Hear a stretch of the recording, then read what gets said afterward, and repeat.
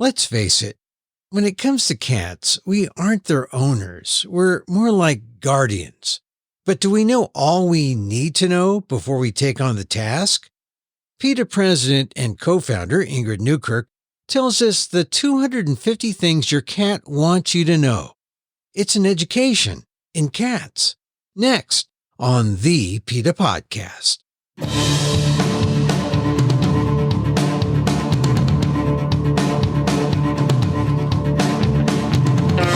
Welcome to the PETA Podcast. I'm Emil Guillermo, your host for this inside look at animal rights. Brought to you by PETA, the largest animal rights organization in the world. On today's show, PETA President Ingrid Newkirk has another book out. This one's about cats.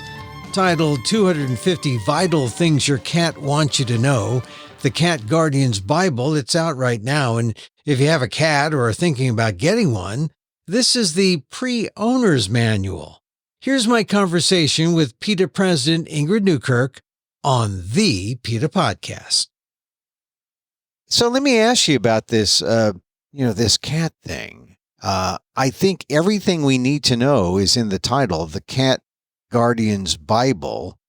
We're cat guardians, right? Is that the realization that we are, in fact, just guardians? We are, because I think ownership is a word that doesn't really apply when it comes to cats. I mean, it's a word you can use to describe your relationship with a pair of sneakers, but not with a cat. Yeah, they're special. Everyone notices that cats are different. They're different from other, and I know we've gone through they're not pets, they're companions, right? The companion animals. But cats are different from dogs, and we're not the boss of them, really, are we? We are not the boss of them. That is quite correct. They're far more reliable. They're better behaved. They're more attentive. And I think they're much more cleaner than most human beings. And I think the condition of our houses probably scandalizes them. Yeah. And you use a word that kind of got me in some of the materials to publicize the book. The idea of we are being supervised by the cats. It's true. They're very, very attentive, and they watch you like a hawk. I probably can't use hawk and cat together, but they watch you carefully to make sure what you're doing. Like dogs, they have to, because you do control their lives, whether they come or go, and what condition they're in, and how amused they are. But yes, they've got their eye on you because you are the controller of the can opener and things like that. Your cat in Spain is the decider on whether or not you get custody of your children in a divorce. Did you know that? Yeah, because this is a new thing, relatively new, but it's the way it should be. It's that when you're in divorce court, the judge will ask if you have a cat. And if you have a cat, the judge wants a social service person to investigate how you've treated that cat. And the person of the two who are divorcing, who treated the cat best, is better as the one who gets custody of the children. So that's a fact. So it's a kind of cat justice. Yeah, absolutely is. And Europe is getting some more progressive animal laws, even things like goldfishes in a bowl, is that now the RSPCA and other places, Italy, Spain, require a certain amount of surface area and a certain amount of swimming area so that your fish can be better treated and more respected. So cats, yeah, we should be able to figure that out, what they need, and give it to them. And how we treat them is important. It's not irrelevant or trivial to say how you treat a cat or how you treat an animal is indicative of the kind of person you are. Yes, I think Mark Twain said something to that effect, and others have too.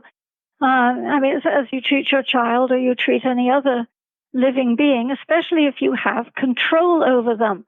And historically, we haven't done so brilliantly with how we've kept cats. We've done all sorts of awful things to them. And today, cats are often kept as rat catchers still, which means they're chucked out into the barn and they're supposed to earn their living by catching rodents, which isn't very nice for the rodents. There are other ways to control them if you don't want them there. But they also pass on diseases to the cats.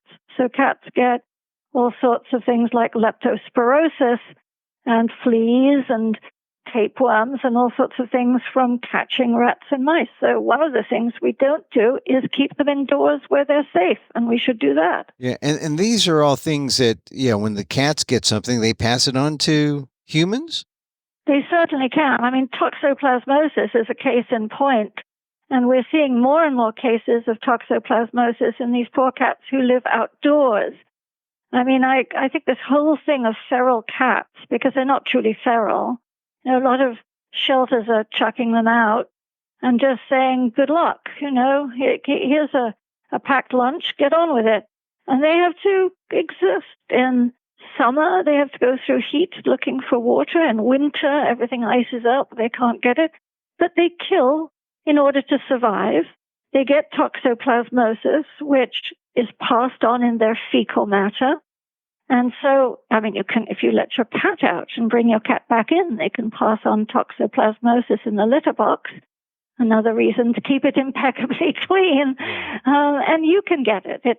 These little cysts go up into your brain, and it's actually believed to be linked to schizophrenia. Oh, yeah. That's great. Well, see, all this we would know if only we could talk or communicate with our cats, or if they can communicate with us. Hence, the importance of 250 Vital Things Your Cat Wants You to Know, the Cat Guardian's Bible, which is your new book, which is, I guess there was a pressing need for all these things that people are just kind of ignorant about. Oh, there is, Emil, because, even the best of us, I mean, I look back at things I've done and really can't undo them, do regret them. I used to let my cats out. I thought it was cruel not to. And, of course, the list in the book of what you expose them to, if you do just open the door and wish them goodbye, is dogs, raccoons, evil people. I used to be a humane officer in Montgomery County, Maryland, and used to find actual bits of cats used in satanic rituals. They kill wildlife. They do get diseases, as you've said, and they can get run over. Pave paradise and put up a parking lot. It used to be a paradise, and now there are 4-lane highways, there are big trucks. And one of the things I did was let my cats out, and one dear cat, and we were on a dead-end street. I thought, she never goes anywhere. She just potters around the yard. Took her 3 days. I looked, and 3 days before she crawled home with her crushed ribs and died on my back stoop. So never again, but that's not the way to learn. And so I'm hoping the book will help people not make the same mistakes I did and be able to safeguard their cats and love them and respect them and look after them and make them really, really happy. Okay, we're going to get into some of those vital things that your cats want you to know, but was there one thing in particular that made you say, because you've written a number of books in the past, and there are so many other issues around, animal rights that you are concerned about, but is there something that struck you as, this is going to be the subject of my next book? Is there something that happened to you? Well, there are many things that I shouldn't have done that I did, that I don't want other people to run afoul of. But really, the impetus was from the cats in the PETA Norfolk headquarters office. We know that even though they have the entire run of the 4th floor, they can go in and out. We have little holes in every wall, including in the restrooms, so there's no privacy for anyone, that they still have a limited life. And so we're always trying to do things for them. If I go outside, which I do, they don't, I collect feathers that I find dropped on the ground. And we now have, everybody started to do it, a giant box of feathers from all sorts of birds from all over the world. And the cats roll in this box. They inhale the feathers, and they have a wonderful time. We look for toys all the time. We make sure we play with them every evening. We have things constructed by the windows so they have a room with a view and an outside view, and they can catch the sun at certain times of the day. But still, I know their lives are limited. As much as we love them and care for them and try to cater to them, it's not enough. And I thought, I need to collect all the things we do and all the things we definitely don't want to do, shouldn't do, and stick them in a book so it's easy reading, including things like watch what house plants you have. You don't want to make a mistake there and bring in a plant or get a gift of a plant that ends up hurting your cat. Okay, so watch for your plants and also make sure your cat is exposed to all the feather fetishes it desires.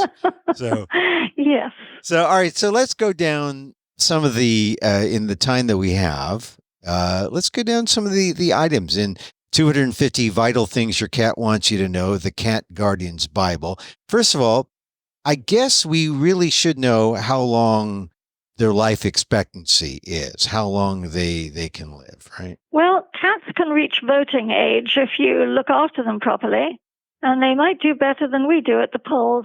But yes, it depends, on their genetic makeup, their background, what they've been through as kids, and so on. But the big thing is, if you are sure to look after them, and I would suggest, when you feed them, don't feed them the same old muck, even if it's expensive muck that comes from the slaughterhouse. I would cook for my cats, and people may go, I'm not cooking for my cat. Well, you can, and I've got recipes, but you can buy wonderful, healthy, organic, truly humane foods, which I list, like V-Cat, Veggie Cat. But whatever you're feeding, put in a little crushed garlic, a little thyme, a little rosemary, a little parsley. Give them something other than those ground-up organ meats. Deflea them regularly and properly. Don't let them be scratching about the house. And do their bedding when you do them. And here's a tip, is that most people are really confused by the array of products you can buy to deflea your cat, when actually regular soapy water does the trick just as well as anything else. You just have to be sure. Don't get it in their eyes and don't get it down their ears.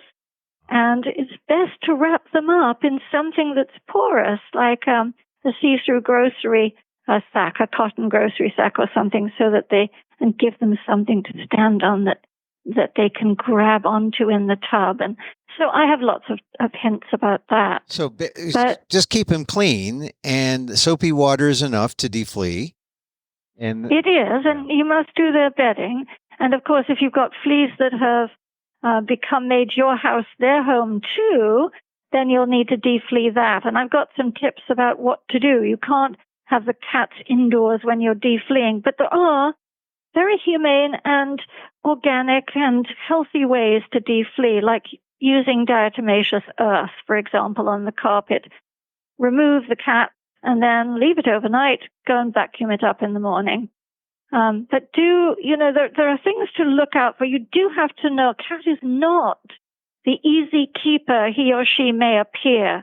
Lots can be going on inside a cat, and you have to be attentive to that, as well as always play with them. They can't just see you as a blur who comes in and out of the house, Yeah, and I gather from what you were saying a minute ago, don't just feed them the regular muck.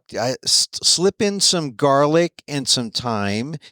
Take up your avocation as a cat chef. They want variety. Is that what you're saying? They love, don't we all? And I know some people whose cats love pizza. They love almond milk or almond ice cream, soy ice cream. They love to have fresh grasses, of course. And again, you do have to be a little careful. There are some grasses, like oat grass, you should probably not give them, although oat grass will probably make them chuck up a hairball, and that's probably okay too. And you shouldn't leave dry food out overnight. you should look at it carefully, seal the top of it, because it can get a fungus or it can get bacteria, and then it can give them an upset. But melon balls, some of them love steamed broccoli. Marshall, who lived in our office for years, adored steamed broccoli. He would run a mile if he could smell someone had steamed broccoli. Steamed broccoli. Boy, that's a picky cat eater. See, only the steamed broccoli, not the raw, chewy, crispy. No. Broccoli. Only the steamed. And we have another cat, Brandy, bless her heart. She came from the Louisiana oil spill, and she almost had no hair when we got her from just psychological stress. They can get so worked up about things.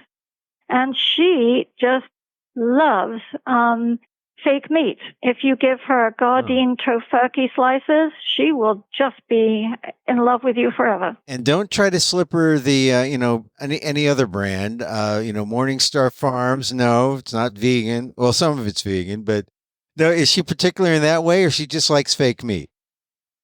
She loves fake meat. And in fact, she also likes beans in a burrito. Oh, well, there's some variety. So, all right. So you got to feed them well. You got to take care of them. You got to deflea them. Don't let your cats outdoors, because then they're out there in the food chain and who knows what's going to happen. They get all these kind of diseases. Now, how do you make sure that they're happy without letting them out? Well, a cat will let you know if they're happy or unhappy, usually.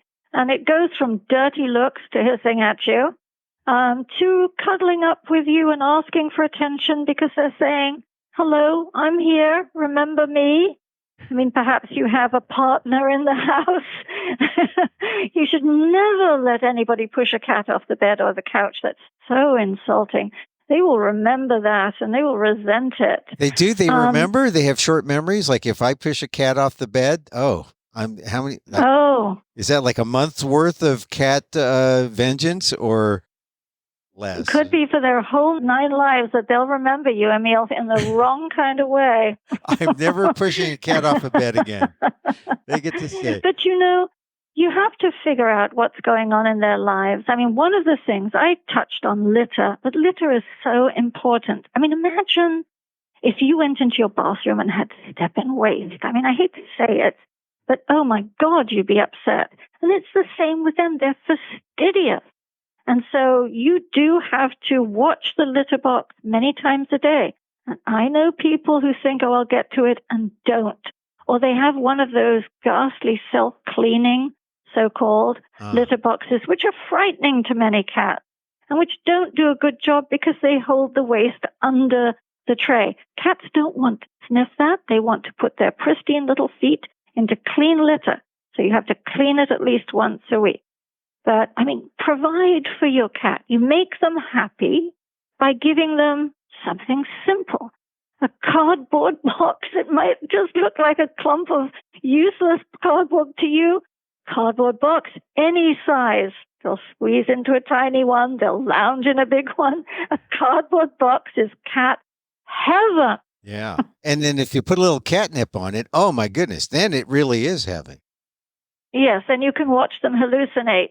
But one other thing is, do give them a view, because even if you have to drag a dresser over to the window, maybe the windowsill is too small a ledge. Maybe they have to have a really svelte bottom to get on that small ledge, and they're like Renoir's women, not like that. I mean, you drag something over so that they can get on it and look out, and they're like the nosy neighbor in Bewitched. Yeah. I mean, they want to look behind, see what's going on, and they're professional bird watchers. So give them some, maybe put a bird feeder outside the window if you can. So that's one of the 250 vital things your cat wants you to know. The cat wants a view. Yeah. He wants, and so it may add to the rent, may add to the mortgage, but a view is what your cat demands. I notice this when I see a cat always like, when we leave, there's a cat looking out the door waiting for us to come back. So I know that they want the view. And I don't think they're really looking for me to come back. They just want to see the traffic. They just want to see what's outside. A view is... Well, they're not looking for you if you kick them off the couch. Yeah. But they probably are looking for you if they love you and they know that you look out for them. And you know they will squint at you if they're really feeling affectionate. They will just gradually put their eyes together, and it means, I just adore you. Thank you for existing. So that's a cat smile, you say, the squintiness.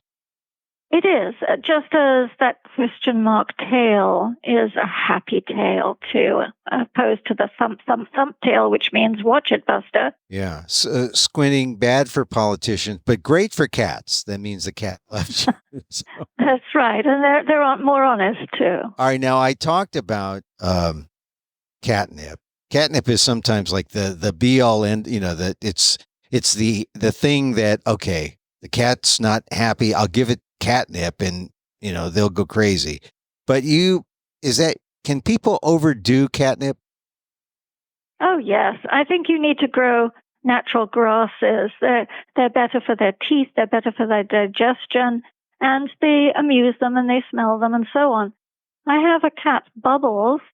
I did not give her that name. She's a rescued cat. It's an embarrassing name, but Bubbles adores bamboo. And she will rub against it and so on. She couldn't care about magnolia or any of the other things I bring her. Bamboo she adores. But yes, you can overdo it with catnip, and catnip mustn't become some sort of substitute for you paying attention, grooming, massaging your cat. Bubbles loves a gentle massage every morning while I'm eating my bean burrito. Yeah, I noticed that the cat likes it, especially when I touch her in places that she can't get to, like the back of her neck, and she can get to that by rubbing up against something else. But yeah, they like that, but only for a few seconds. Now, what does it mean when they don't want it a little bit? They know when it's enough because they'll move away, right? You just can't do it that can't be your go-to move all the time. Yes, and you have to be gentle. You have to remember, we're giant aliens, and they may seem self-sufficient and so on, and they are, but they really are tiny. But I'll tell you a horror story, if I may, Emil. Yeah, go ahead, please. There's somebody who just loved his cat, but as his cat got older, his cat became terribly grumpy, and if he would go to pet this cat, the cat would spit and hiss at him and get really upset. And he said, I asked him, what's wrong? And he said, oh, it's just old age, getting to be a real grump. And then one day, he took his cat to the vet for something routine. And the cat said, he told the vet this, and the vet said, put the cat on the floor, will you? So he did. And the cat went around the room walking and was having trouble with it. And the vet said, your cat has something seriously wrong. The cat had a brain tumor. It was affecting him to the degree that when someone went to touch his head, he was very nervous and very upset. And so I find that people sometimes just attribute things to old age. And old age isn't a disease. There are things you get as you age, but each one is a symptom of something that's happening. And so you have to be careful. If you touch your cat and your cat is sensitive, make sure there isn't something going on. The reason that this man hadn't seen that his cat was having trouble with his vision because of the brain tumor is that the cat knew his way around that house, had been there for years, but put on the floor of the vet's office, he couldn't really manage.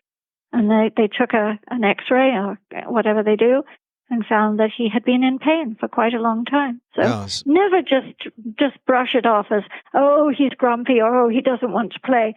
Maybe, but maybe not. All right. So that's one thing, investigate these things that might be, it might seem odd. You just can't make assumptions. But sometimes when cats do communicate, they do things like they'll scratch furniture, or they'll scratch, they'll scratch things that or that they know you'll react to, and, you'll respond to them. What do you do about a scratching cat? What are some things that people can do? Well, fish gotta swim and cats gotta scratch. It's just part of their lives. You cannot punish a cat for scratching. What you can do is try to get a cat not to scratch where you don't want them to do. For example, you don't want your couch to be shredded. So there are things you can do. First, make sure you've got good places for the cat to scratch. Drag in a stump from the woods. I mean, bang it about and leave it outside for a while to get rid of little resident insects. But give them a stump. Give them scratching posts in various places. Give them a sisal-covered cat tree. Most important, make sure you're cutting their nails, that you're trimming their nails, because there's a quick in there. You can easily learn how to not touch the quick, because if you cut the quick, they'll never let you touch them again. But if you're too nervous, get the vet to do it. The more you do it, the more the quick recedes. Never, ever, ever, ever, ever declaw a cat. That is not a simple procedure. I would put that in jail for doing it if I had my druthers. Right. They know better. For them, it's a money proposition. For the cat, you look at your fingers. You don't just take off the nail. The vet takes off that first phalange, that first segment of the finger. That's so painful. Some of them will never use the litter box again because it's too painful. Some of them will get back problems because they can't walk properly. I mean, where did we get the word catwalk from? That beautiful coming down the catwalk. They can't do that if you've taken the nubs off their digits. And so never do that. You can, if you're still having trouble, spray that edge of the couch or whatever it is with a little bit of peppermint. They don't like peppermint usually, or lime, or just cover it for a while. And when they go there, pick them up gently, put them on what you want them to trim their own nails on, and help them scratch just as they would move their paws in a litter box. See, now this is no minor point that you're getting into this idea of declawing. Declawing really should be illegal, right? Oh, absolutely. I mean, in certain countries, you can't cut a dog's ears so that it's cosmetically appealing. If you want to hack and mutilate your cat's feet, then is your couch really more important than a cat? Don't have a cat. Get a wind-up toy or something. It's just absolutely unforgivable. Yeah. Now, Ingrid, in the time remaining we have with you, I'm sure that people who are listening who are dog lovers are saying, yeah, see, that's why I'm a dog lover. That's why you don't really get into the debate, cat or dogs, but how do you respond to people who are just adamantly chauvinistic about dogs? In the same way that people are adamantly chauvinistic about cats. I mean, how do you bridge the gap between the two? Oh, it's so funny because, some people say I would never have a cat, or I don't like cats, which is a kind of odd thing to say. It's like saying I don't like people from Lithuania. I don't know. Have you ever met one? I like them. So it's very odd, isn't it? Because I've known people, so many people have told me stories about, say, a husband, sorry to pick on husbands, but a husband who said, don't you bring a cat, I don't like cats.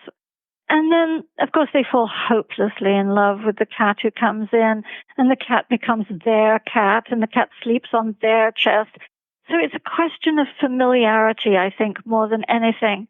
And people who perhaps have grown up with dogs, I certainly grew up with a dog, think, there's nothing more special than a dog. Just means that you don't know cats. They're all special in a particular important way that you just haven't discovered yet. They're all fabulous. Yeah, I thought I was one way, and then I got one, and then I was the other way, and you're right. It's just that we don't know, which is why 250 Vital Things Your Cat Wants You to Know, the Cat Guardian's Bible, is important. So if people read this, will they know everything about cat body language and, when to give your cat a birthday gift or, what cat holidays to celebrate? Will they know all that? They'll know everything, Emil. They'll know absolutely everything in the world there is to know about cats. No, I can't promise that. They will know something about the history of what we've done to cats. They'll know something about cat language, cat communication, why what to do if the horrible day arrives, which it did for me, never thought it would, when your cat goes missing and you are just beside yourself. So learn a lot about cats, but I may have to do a sequel to make it sure we've got everything covered. Well, what do you do when your cat goes away? I mean, we didn't really cover that when they go missing. What should you do? Oh, Lord, it's a nightmare. In my case, I had a cat called Moomin, who was an orphan cat. And I always kept her inside at that point because I'd had the awful incident with my other cat getting hit by a car. And one night, it was very hot in Washington, and I had gone out. I just cracked the window somewhere in the one room, gone out to an event, come back, and she wasn't there. And I thought, oh, Lord, where is she? So I looked everywhere, couldn't find her. Scoured the neighborhood, looked the next morning, nothing. It was 11 days, Emil. I mean, I was so lucky to have got her back. What she did is she crept out of the window, crossed the very quiet street at night when there was no traffic on it. We had a big street outside the house. It walked away looking for things. It started to rain, so she hid under a bush. The next morning, she tried to come back, and I'll tell you why I know all this. She tried to come back, but now the road was full of rush hour traffic, and she was petrified, so she turned back again and kept walking further and further away, about a mile away. I did everything I say in the book to do because I know it's all vital. Go to every shelter yourself personally and look, because the people are busy, and just calling them, it may not get recorded. The wrong person may not see your cat. Make sure your cat's microchipped. Go out at night and call down drains because they wedge themselves in teeny crevices. And sometimes they get stuck. They get stuck inside a wheel well of a car, for example. They get stuck inside a pipe somewhere. So call and listen. Talk to every child, every mail carrier. And what I did, which saved the day, is I got big pieces of plywood and I spray painted reward cat, and just the color of the cat, not male or female, because people get that wrong and they think, oh, well, that's not this one then. And the number, and I made sure I was at that number. That number was answered all the time. And people Someone called me. Yeah. Somebody called me and she said, I think I've got your cat. She said, I was going to keep her. She's been eating out of my cat's bowl. She's living under the porch, but I think that's her. And I ran. I found her, and she was thin. She was scared. She'd lost weight. In that 11 days, she must have heard every raccoon passing through that yard. And I was so happy. I was just crying, Emil. I brought her home and put her on my bed. But yeah. Yeah, and it's true that they're out there when they're outdoors, and I understand it's getting cold now, and they like to go under cars. They end up like in the motor area at times. They do. Yeah, because the motor, if you turned it off, that motor is still retaining some heat, generating some heat. And if cats are out and it's raining, for example, and they get up under the motor, there have been terrible stories. Even cats going miles and miles inside a car, and then someone hearing the mew and realizing, oh, Lord, there's a kitten or a cat up inside my motor. They get stuck. They can get torn apart by the fan belt. So we always say in winter, knock on the hood of your car before you start it to make sure you're getting a cat out or a raccoon out or a possum out, perhaps, because you never know. But if your cat goes missing, your cat can go a long way by being somewhere under a car or a truck or UPS delivery truck, something. So you never know. You have to really be diligent to get them back. See, Ingrid, this is a lot of information in 250 Vital Things Your Cat Wants You to Know, the Cat Guardian's Bible, your new book. And we have just a few seconds, really, but I want to go into a lightning round because there's some things that we didn't get to, and they're pretty easy, I think. Are two cats better than one? Absolutely, because they can keep themselves company when you're at work or school or at the movies. All right, but 3. There's got to be a limit at 3 cats are not better than 2. Well, 3's okay. And we have 3. You just must be careful not to become a hoarder because they get respiratory problems if there are too many cats in an enclosed space, and that makes their entire lives miserable. Okay, just a few more lightning round. Can cats walk on a leash like a dog? They can walk on a harness, yes. Best if you teach them when they're kittens, but most can get used to it, and that's nice because you can take them on a chaperoned walk. They can smell the grass and roll in it and so on, and you're right there if a dog comes along or anything else happens. Okay, and why do cats make what you call biscuits on your lap? Oh, when they need that dough on your lap is they miss their mommy and they remember that lovely sensation of when they were nursing. So they're just reliving their childhood memories.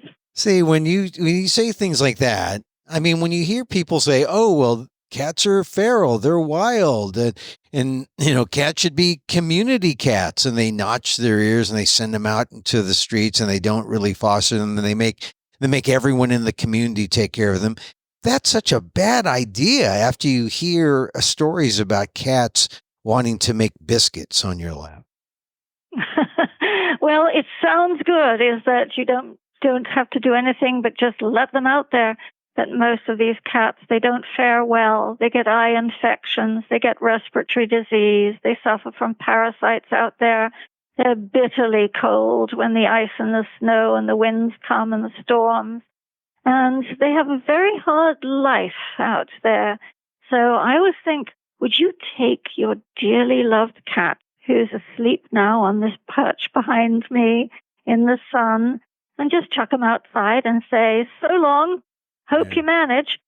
All our cats at home, they get all sorts of problems. They'll get a kidney problem or a heart problem, or they'll injure themselves, or they need vaccines.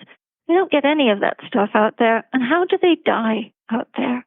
They don't die of healthy old age in their sleep. They deteriorate, and they're not in good shape at all by the time they go, or they meet an accident or an evil person or something. See, and we don't need to experience all that stuff when it, as it happens. We could just read your book, 250 Vital Things Your Cat Wants You to Know, the Cat Guardian's Bible. It's kind of a cat education, really. Yes, I hope so. I hope people come away going, gosh, I know who to give this book to. That person next door who lets their cat out, or that person whose cat has fleas, or whatever it is.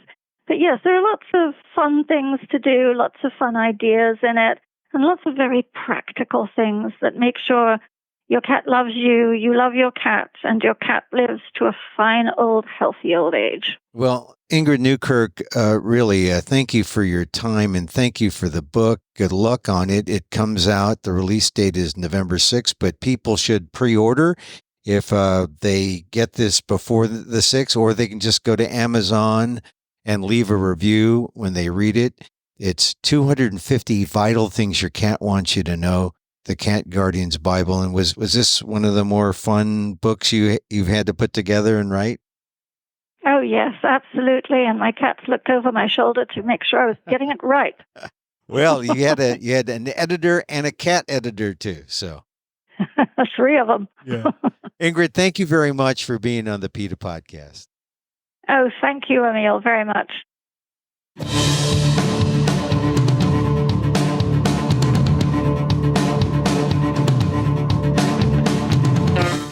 PETA President Ingrid Newkirk, her 3 cats approved of the book. So now it's the good stuff is all in there. 250 Vital Things Your Cat Wants You to Know, the Cat Guardian's Bible. Ingrid Newkirk's new book, available wherever you buy your books. Go to PETA.org for more information.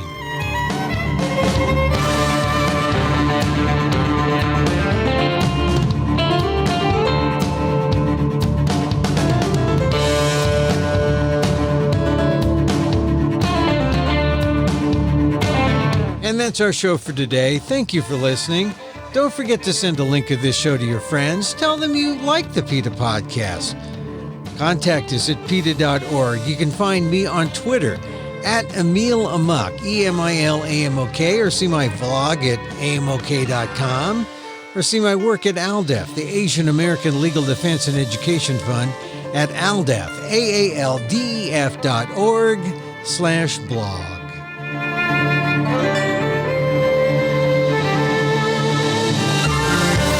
Once again, thank you for listening. Check out all our episodes on your favorite podcast app or on Apple Podcasts, where you can subscribe to as well as rate and review the show.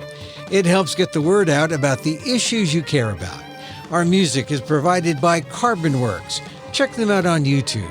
And join us again next time for more insight into animal rights and the fight for a cruelty-free world on the PETA Podcast. I'm Emil Guillermo.